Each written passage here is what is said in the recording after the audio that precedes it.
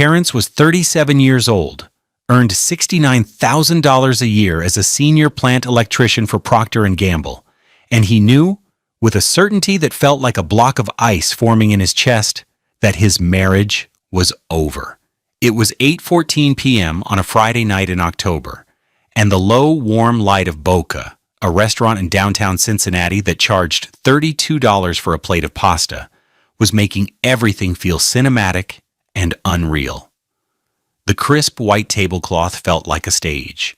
The heavy silver-plated fork in his hand felt like a prop. And his wife, Halia, seated across from him, her deep brown skin luminous under the recessed lighting, was delivering the final line of their 3-year-long play. Her friends, Chloe and Marcus, were laughing at some joke Marcus had just told. Chloe, who owned a boutique in Over the Rhine, was dabbing the corner of her mouth with a linen napkin. She wore a silk blouse that probably cost $400. Marcus, a real estate developer with teeth so white they seemed to hum, was swirling a glass of 120 a bottle Cabernet. He was Halia's world, not Terrence's. They were the audience. "No, but seriously," Chloe said, her laughter subsiding as she turned her attention to Terrence. "You two have been married, 3 years now? What's the secret? Halia, you have to tell me. How do you make it work with someone so different?" The word hung in the air, weighted with everything she wasn't saying. Different.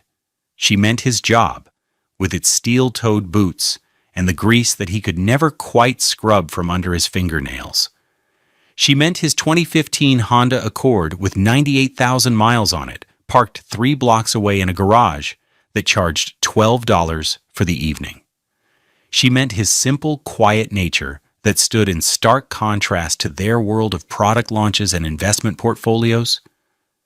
Terrence offered a small, polite smile. He was used to this. He was the sturdy, reliable backdrop for his wife's sparkling life. He didn't mind. Or rather, he had convinced himself he didn't mind. Halia took a delicate sip of her wine.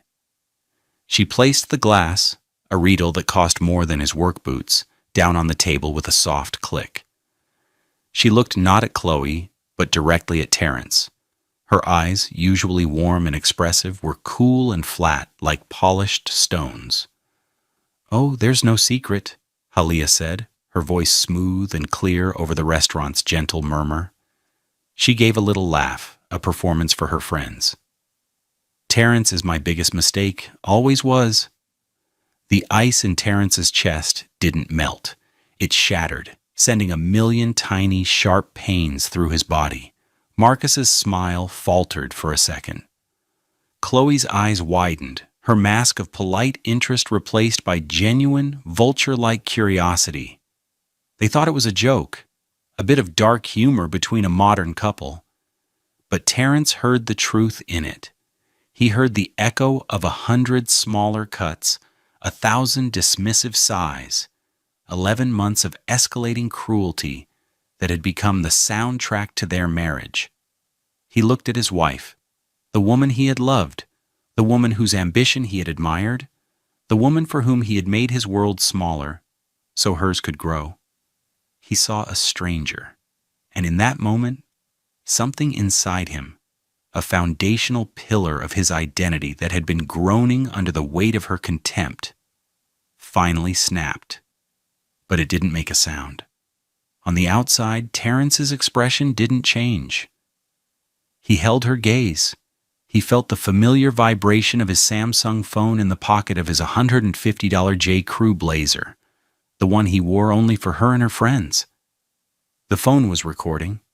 It was always recording. He smiled. A small, genuine, and utterly final smile. The performance was over. It hadn't always been this way. When he first met Halia 4 years ago at a jazz night at the Greenwich in Walnut Hills, she was a force of nature. She was working as a stylist at a high-end salon, saving every penny, with a detailed 5-year plan to open her own place. Her ambition was intoxicating. She spoke of color palettes and profit margins with the same passion he reserved for diagnosing a complex electrical fault in a multi-million-dollar piece of machinery at the P&G plant. He was captivated by the sheer energy that radiated from her, a black woman with luminous skin and a mind that moved at 100 miles an hour. He was a simple man, and he knew it. His life was built on reliability. He clocked in at 6 a.m., he maintained the systems that kept one of Cincinnati's biggest employers running, and he clocked out at 3:30 p.m. He made his $69,000 a year, paid his mortgage on time for the 2-bedroom condo in Hyde Park he'd bought with a VA loan 5 years before they met, and put 15% of every paycheck into his 401k. His joy was quiet, the perfect hum of a well-maintained motor, the satisfaction of a clean Salter, a cold beer on his small balcony overlooking the street. Halia saw his stability not as a lack of ambition, but as a foundation. "You're my rock, T," she'd tell him, her head on his chest as they sat on his comfortable but worn $800 Ashley furniture sofa. "You're the ground so I can fly." He loved that. He loved being her ground. When she needed $10,000 for the down payment on the lease for her salon space in Mount Lookout, he pulled it from his savings without a second thought. When she worked 18-hour days getting the salon, Halia's Glow, off the ground, he was the one who brought her dinner, who painted the walls, who installed the custom $3,000 lighting fixtures himself, saving her another $2,000 in labor. They married at the Hamilton County Courthouse a year later. It was simple, just them and his cousin Reggie and her best friend Chloe. They didn't have money for a big wedding, and Halia insisted they pour everything into the business. He moved his modest collection of tools and his well-worn Carhartt jackets into the second bedroom of his condo. She brought her vision, slowly transforming his bachelor pad into a reflection of her brand. His sturdy wooden coffee table was replaced by a $1,500 glass and chrome piece that always seemed to be covered in smudges. His comfortable recliner disappeared one afternoon, replaced by a sleek, uncomfortable $2,800 Italian leather armchair. For the first 2 years, it felt like a partnership. He'd come home, smelling of machine oil and honest work, and she'd be electric with stories of her day. A new high-profile client, a feature in a local magazine, a new line of expensive hair products she was carrying. Her business thrived. Her income quickly eclipsed his, then doubled it. She traded her used Honda Civic for a new white BMW 3 Series, a $43,000 car that she leased for $650 a month. Her wardrobe filled with names he'd never heard of: Burberry, Armani, Versace. A single one of her handbags, like the $2,400 one she carried now, was worth more than every piece of furniture he'd owned before he met her.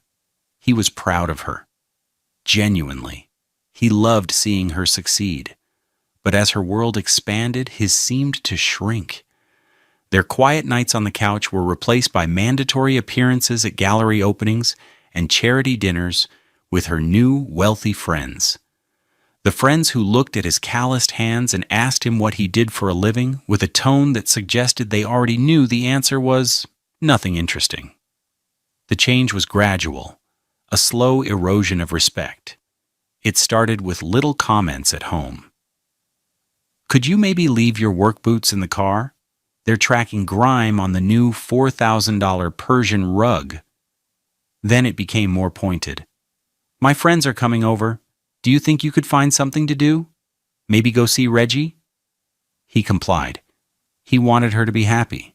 He told himself this was the price of her success, the collateral damage of her upward trajectory. He was her rock.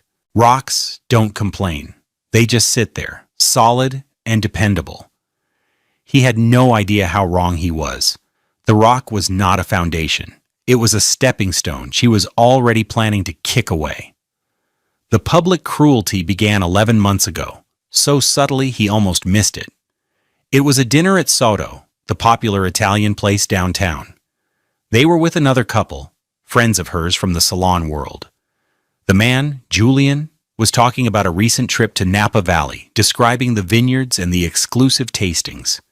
"We have to go, T," Halia said, a bright, false smile on her face. Then she turned to Julian and his wife. "I'm trying to add a little culture to his life. If I left it up to him, our big vacation would be a fishing trip to Lake Erie." She laughed, and the other couple laughed with her. Terrence felt a hot flush of embarrassment. He did like fishing. His father had taken him every summer. It was a fond memory. But the way she said it, she'd turned something wholesome into something pathetic. He didn't say anything, just picked at his $28 plate of gnocchi. He told himself she was just joking, trying to fit in with her new friends. 6 months ago, the jokes got sharper. They were at Jeff Ruby's steakhouse, a palace of mahogany and red leather, for Chloe's birthday. The bill for the four of them would easily top $600, an amount that made Terrence's stomach clench. Halia was holding court, telling a story about a difficult client. "So I finally just had to tell her," Halia said, gesturing with a hand adorned with a $3,000 diamond ring he was still paying off, "that you cannot expect champagne results with a beer budget. It's a concept some people just don't understand." She paused and then, with theatrical timing, patted Terrence's hand. "Isn't that right, honey?" The table went quiet for a beat. Chloe snickered into her martini. Marcus just stared at him with a look of detached pity. It was a direct hit, a clear and public declaration of her opinion of him. He was the beer budget. He was the cheap, reliable option that was holding back her champagne dreams. That night, he drove home in silence, Halia humming along to the radio in the passenger seat of her BMW, completely oblivious, or perhaps indifferent, to the wound she had just inflicted. He followed behind in his Honda, the 15 feet between their cars feeling like a canyon. The final straw before he started preparing for the end came 2 months ago. It was a backyard barbecue at Marcus and Chloe's house in Indian Hill, a neighborhood of sprawling lawns and multi-million-dollar homes. Terrence felt out of place from the moment he arrived, his $40 bottle of Malbec looking pathetic next to the cases of vintage wine Marcus was opening. He tried to make conversation, found himself talking to a surgeon about the wiring in the new operating rooms at Christ Hospital. For a few minutes, he felt seen. He was an expert in his field, and the surgeon was genuinely interested. Then Halia walked over, a fresh glass of rosé in her hand. "Oh, don't let Terrence bore you with his work stories," she said, looping her arm through the surgeon's. "It's all just wires and switches. So simple. Come, I want to show you the new landscaping." She led the man away, leaving Terrence standing alone by the grill. So simple. The words echoed in his mind. The complex, dangerous, and highly skilled work he did. The work that kept the lights on and the machines running. The work that paid for the condo she lived in was dismissed as simple. He wasn't just a beer budget anymore. He was a simpleton, an embarrassment to be managed. He walked away from the party, found a quiet corner of the yard, and took out his phone. He looked at the voice memos app. He'd started using it a few years ago at work. After a major repair, he would dictate his notes, capturing every detail for the official report. It was easier than writing with greasy hands. The habit had spilled over into his personal life. He used it to record reminders, grocery lists, ideas for weekend projects. It was just a tool. But standing in the manicured garden of that $2.5 million house, feeling the sting of his wife's public humiliation, he had a new idea. He opened the app. He saw a setting he'd never noticed before: auto record. He could set it to start recording whenever the phone detected conversation. It was a feature meant for lectures or meetings. He enabled it. He didn't know what he was looking for. He just knew he needed a record. He needed proof that he wasn't crazy, that this wasn't just in his head. The next Monday at 7:15 a.m., he made a phone call. He found the name of a highly recommended divorce attorney, a woman named Anya Sharma, whose office was downtown. He scheduled a consultation for the following week. He felt a profound sense of shame and failure making the call, but it was overshadowed by a cold, clear sense of purpose. He was no longer just enduring, he was preparing. The meeting with Anya Sharma took place in a glass-walled office on the 18th floor of a tower overlooking Fountain Square. Ms. Sharma was a sharp, impeccably dressed black woman in her 50s, with intelligent eyes that missed nothing. Her suit was a deep charcoal, probably costing $2,000, and she exuded an aura of calm, unshakable competence. Terrence, in his best khakis and a polo shirt, felt like a child in the principal's office. He explained the situation, his voice low and steady, trying to keep the emotion out of it. He talked about the change in Halia, her escalating spending, the public comments. He didn't have to fake the pain. It was a dull ache that had become his constant companion. "I see," Ms. Sharma said, her fingers steepled. She listened without interruption for 20 minutes. "And this condo you live in? You purchased it before the marriage?" "Yes, ma'am," Terrence said. "In 2015, we married in 2019. "And the title is solely in your name?" "Yes." She nodded slowly. "That is very good, Mr. Williams. Very good. It is a premarital asset. Under Ohio law, she has no claim to the property itself, only to any increase in value she can prove she contributed to during the marriage." A wave of relief, so potent it almost made him dizzy, washed over Terrence. The condo was his sanctuary, the one thing that was truly his. "Her business," Ms. Sharma continued, "is a marital asset, as it was founded and grown during your marriage. You have a claim to half of its value." Terrence shook his head. "I don't want her business. I helped her build it. I want her to have it. I want to be done. I want to be able to walk away clean." Anya Sharma studied him for a long moment.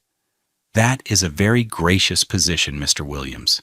But grace is not a currency your wife seems to trade in. Let's not make any decisions on that just yet. First, we need evidence. You mentioned her comments. Are there witnesses?" "Her friends," Terrence said. "But they're her friends. They won't side with me." He hesitated, then told her about the voice memos app on his phone. He felt sleazy admitting it, like he was the one doing something wrong. Ms. Sharma's expression didn't change.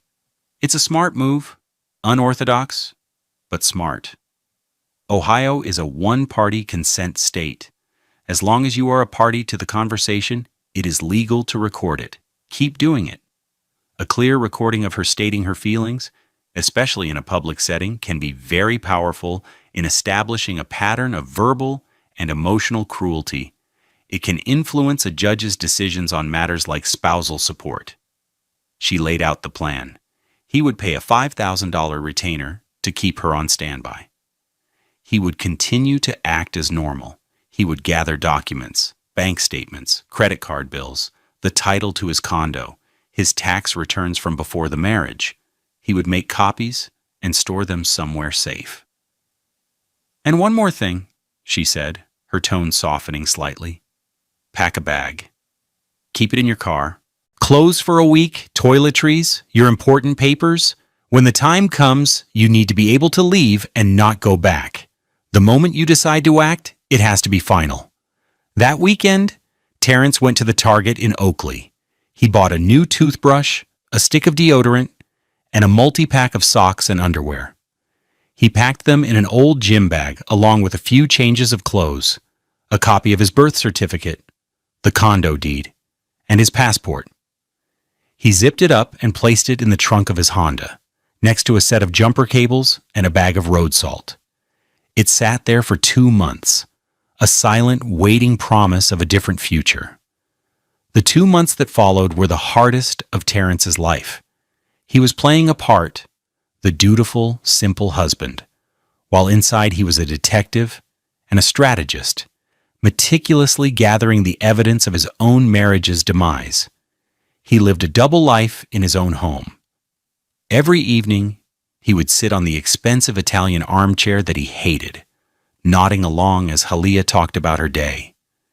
He'd ask the right questions, feign interest in the petty dramas of her salon, and offer compliments on her latest expensive purchase. One Tuesday evening, she came home with a shopping bag from Saks, Fifth Avenue.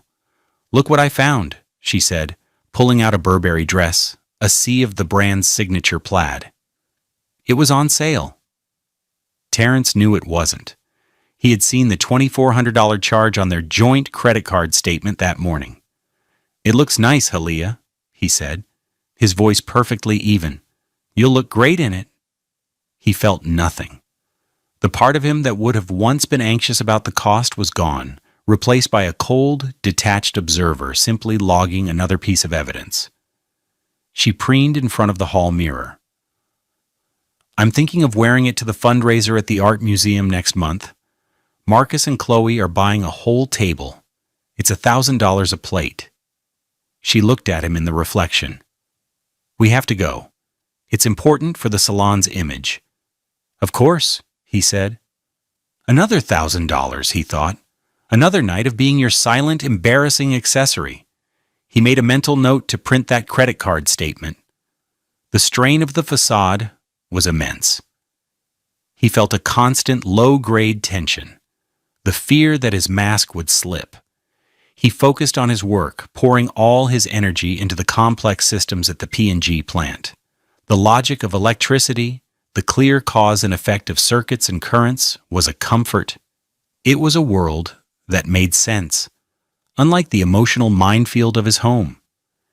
His cousin Reggie, a firefighter with a kind heart and a no-nonsense attitude, knew something was wrong. They met for their weekly lunch at Eli's BBQ, a no-frills place by the river. "You look like hell, man," Reggie said, biting into a pulled pork sandwich. His own hands, like Terrence's, were the hands of a man who worked for a living. "Just tired," Terrence lied. "Tired or something else? Is it Halia again?" Reggie had never been a huge fan of Halia.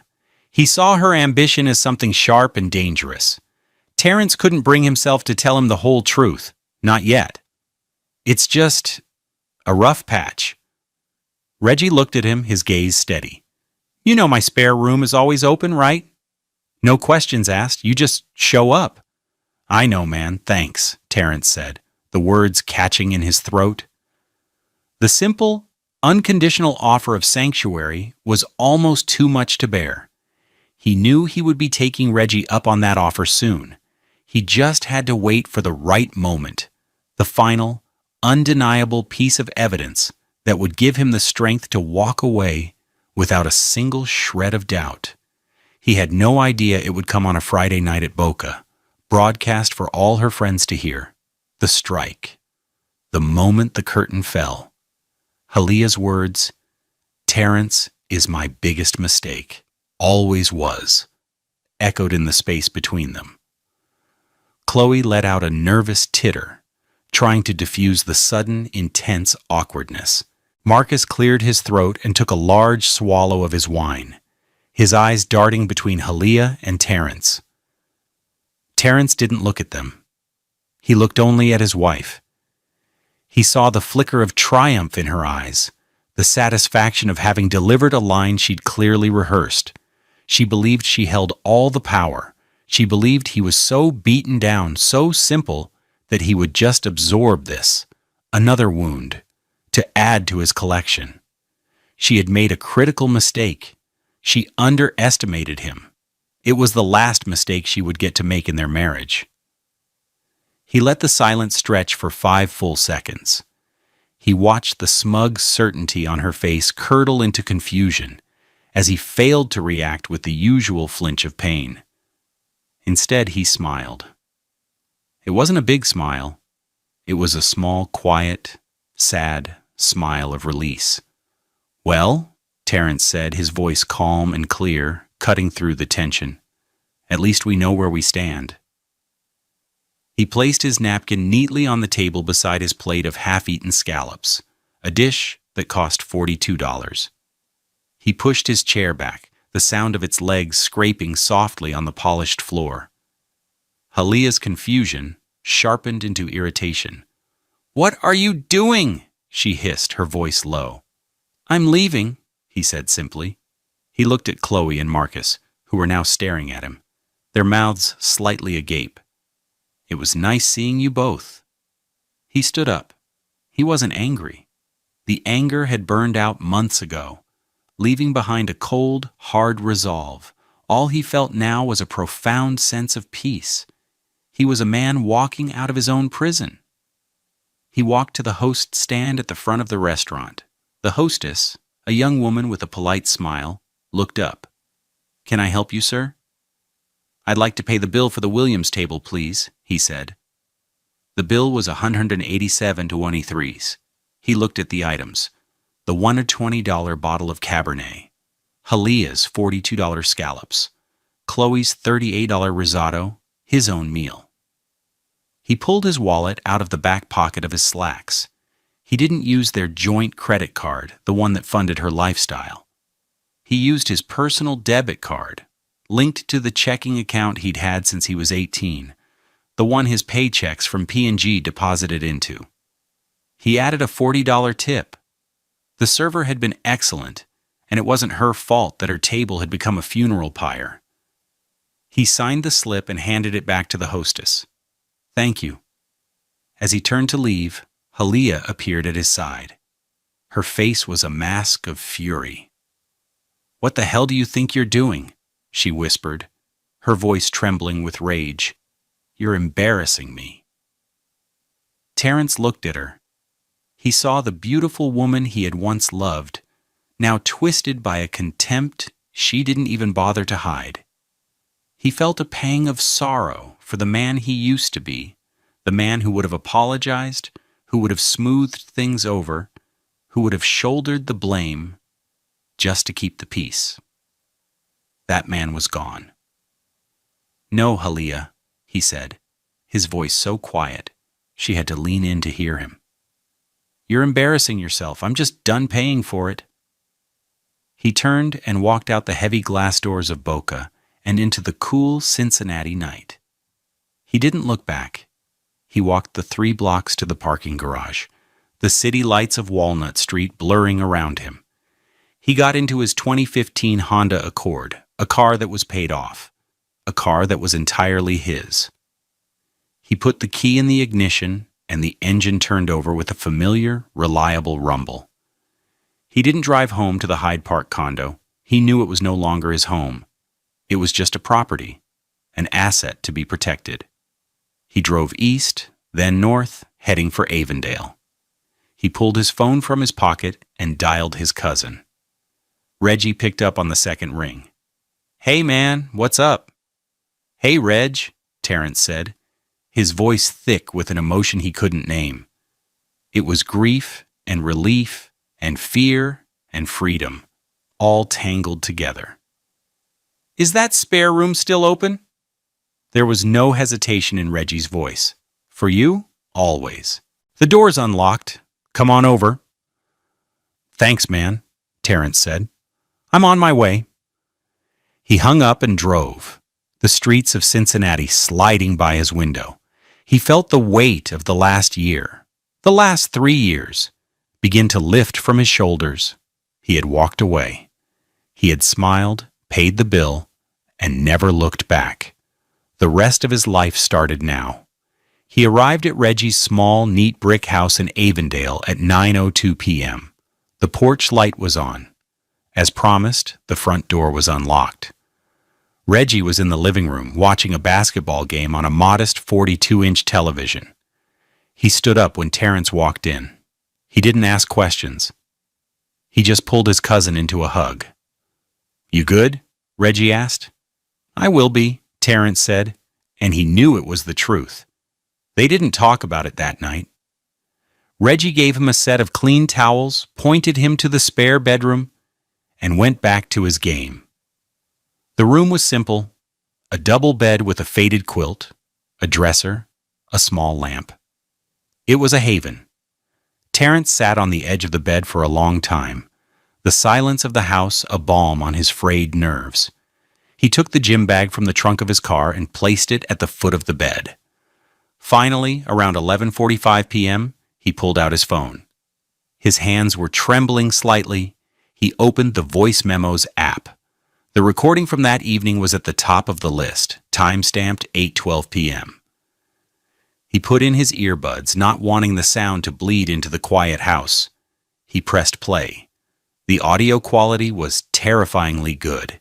He could hear the clink of silverware, the murmur of other diners, the sound of Marcus pouring wine. Then, Chloe's voice, clear as a bell. "How do you make it work with someone so different?" He heard his own silence, and then he heard Halia. Her voice, stripped of the background noise by the phone's microphone, was blade sharp. "Oh, there's no secret. Terrence is my biggest mistake, always was." He listened to it again and again. He heard the little laugh she gave, the performative lightness. He heard the genuine disdain underneath it. This wasn't a joke. It wasn't a slip of the tongue. It was a statement of fact, delivered with the casual cruelty that had become her signature. It was the truth, her truth, and hearing it in the safety of this quiet room, isolated from the shock and the context, was all the confirmation he needed. He had done the right thing. He saved the audio file, renaming it Boca Dinner, October 14th. He emailed it to himself and to a new Gmail account he had created just for this purpose. Then he forwarded that email to Anya Sharma with a simple subject line: "It's time." He turned off the phone and lay back on the bed, fully clothed. For the first time in nearly a year, he felt no anxiety, no dread. The constant, grinding stress that had been living in his gut was gone. He was sad, yes. He was mourning the end of a dream, the death of the love he thought he had. But underneath the sadness, there was a deep, profound calm. He fell asleep in minutes, a deep, dreamless sleep that was the first real rest he'd had in months. The consequences began the next morning. At 8:05 a.m. on Saturday, Terrence was standing outside Anya Sharma's office building. She had agreed to meet him. Dressed in a crisp pantsuit even on a weekend, she was all business. She had the divorce papers ready. Terrence signed them, his hand steady. "A process server will deliver these to your wife this morning," Ms. Sharma said, her tone brisk. "I have already filed a motion to freeze all joint assets pending discovery. She will be served with that as well. She will still have access to the funds she deposited, but not yours." "Where will she be served?" Terrence asked. "At her place of business. It's public, and it's effective." At 10:17 a.m., Halia was in the middle of a consultation with a wealthy client, a Mrs. Davenport, discussing a $700 coloring and treatment service. The bell on the salon door chimed. A bland-looking man in a windbreaker walked in and asked for Halia Williams. When she identified herself, he handed her a thick manila envelope. "You've been served," he said, and walked out. In front of her client and two of her stylists, Halia tore open the envelope. Her face, as described later by Mrs. Davenport to Chloe, went from confused to white with shock, then to a deep, mottled red of pure fury. Mrs. Davenport quietly canceled her appointment and left. The salon was silent except for the frantic sound of Halia trying to dial Terrence's number. It went straight to voicemail. The voicemails began at 10:21 a.m. Terrence listened to them later that day with Ms. Sharma in her office, his face impassive. Voicemail 1, 10:21 a.m. "Terrence, where are you? I just got some papers. This is not funny. You're scaring me. Call me back right now." Her voice was high-pitched with confused panic. Voicemail 2, 10:45 a.m. "Okay, I just spoke to Chloe. You really left last night and never came back. What is this? Divorce? Are you serious? After everything I've done to build a life for us? You're going to throw it all away because your feelings got hurt over a little joke?" The confusion had curdled into self-righteous anger. Voicemail 3, 11:30 a.m. "My credit card was just declined. My business card. What did you do? Terrence, you are playing a very dangerous game. You can't do this. You can't just cut me off. I have bills to pay. The salon's payroll is on Tuesday. Pure, unadulterated panic. There were 7 more messages that day, each one more desperate and revealing than the last. They cycled through pleading, threats, tearful apologies, and back to rage. He didn't answer. He didn't reply. He let the record speak for itself. The following week was a cascade of failures for Halia. The motion to freeze their joint accounts was granted. She discovered that the account held over $40,000, but only $8,000 of it was from her salon's deposits. The other $32,000 was from Terrence's steady paychecks and a recent bonus he'd received, money he'd been saving for the property taxes. She was legally barred from touching it. Her first meeting with her own attorney, a man who charged $800 an hour, delivered more devastating news. The Hyde Park condo, now valued at nearly $350,000, was Terrence's premarital asset. She had no claim to it. She would have to move out. Her lawyer explained that while she might be entitled to some of the increase in its value, she'd have to prove her contributions, and fighting for it would be costly and likely unsuccessful. "But my salon," she had wailed. According to the notes her lawyer later sent to Ms. Sharma, "I built that myself." With funds from a joint account and a loan co-signed by your husband, her lawyer gently reminded her, it's a marital asset. He is entitled to 50% of its current valuation. The news about the recording came out during the discovery phase. Ms. Sharma presented the audio file as evidence of a pattern of verbal cruelty, making a case that Terrence should not be required to pay any spousal support. The existence of the recording spread through Halia's social circle like wildfire. The little joke was now evidence in a legal proceeding. Chloe and Marcus stopped returning her calls. The narrative shifted. Terrence wasn't the oversensitive husband who couldn't take a joke. He was the stoic victim of a cruel and dismissive wife. Her business began to suffer. Clients, catching wind of the drama, started canceling. The atmosphere at Halia's Glow, once a hub of luxurious gossip, became tense and quiet. She couldn't make payroll and had to let go of her best stylist. 3 months after that dinner at Boca, the divorce was finalized. Terrence, guided by Ms. Sharma, made a final, generous offer. He waived his claim to her business, all 50% of it.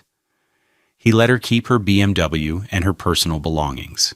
All he wanted was the condo, his 401k, his car, and his own bank account. He wanted a clean break, with no spousal support paid in either direction. Faced with a mountain of legal bills and a failing business, Halia had no choice but to accept. The final papers were signed. A week later, she moved her things out of the Hyde Park condo. Terrence wasn't there. He paid 2 movers from a local company $400 to help her, a final act of detached decency. She moved into a small, $1,200 a month apartment in Norwood, a far cry from the chic life she had built. 6 months later, she was forced to sell the BMW to cover the salon's mounting debts. Her downfall was not a sudden crash, but a slow, grinding descent into the very mediocrity she had so desperately tried to escape, a direct consequence of her own choices. 1 year later.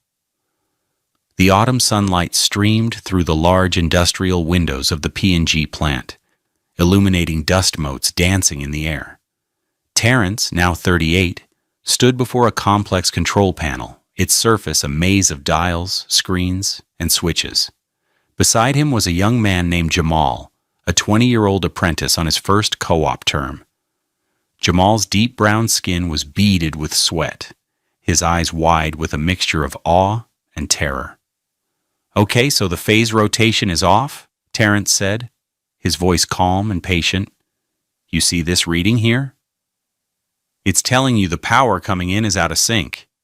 It's a simple fix, but if you miss it, you could burn out a motor that costs more than my car." He didn't say it with condescension. He said it with the quiet authority of a man who knew his craft. He walked Jamal through the diagnostic process, letting the young man's own hands turn the dials and connect the multimeter. When Jamal finally isolated the faulty switch, a grin of pure, unadulterated pride spread across his face.